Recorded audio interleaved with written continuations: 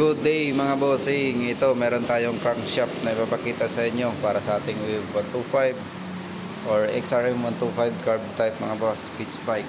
Yan. So ito yung crankshaft na plus 3mm, tapos yung rod naka 97mm mga bossing. Ayan, para sa ating XRM 125 or Wave 125 carb type pitch bike. So buksan natin para inyo makita. Sa mga gusto palang ma-update sa mga paparating pa na parts para sa ating motor, pwede natin i-subscribe yung ating YouTube. Palagi ako nag-update sa YouTube mga bossing.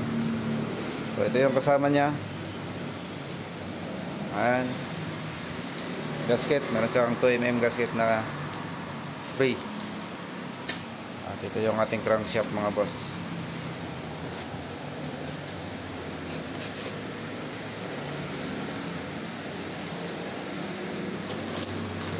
Natin.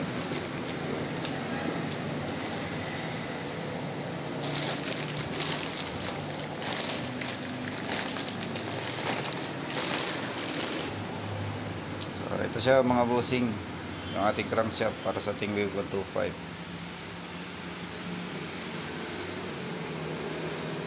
Yeah. Plus 3mm. Tapos yung rod is 97mm. Bali nagbaba to siya ng 3mm mga bossing kasi yung stock ng size sa ating connecting rod is 100mm. Ayan, pitch bike.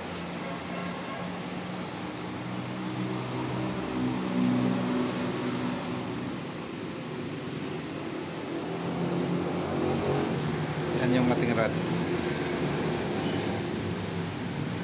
plus 3mm crankshaft.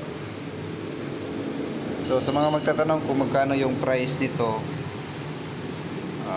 ipipin ko na lang sa ating comment section. Silipin nyo na lang mga boss. Yan yung price namin dito sa Pitch Bike Center, kahit sa branch mga boss.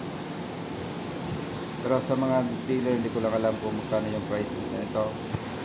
Pero dito sa Pitch Bike Center, ipin ko yung price namin sa comment section. At sa mga gustong umorder, silipin nyo na lang yung ating description. Ilalagay ko yung link ng official page namin for online order. Nasa description mga boss. So sa mga magtatanong din pala, nasa description din yung location namin. Meron tayo sa Caloocan, dito sa Davao City, at sa CDO, sa Cebu, yung main namin sa Jensan, at meron din tayo sa Coronadal City mga boss. So ayan mga bossing, maraming salamat. Ride safe sa atin.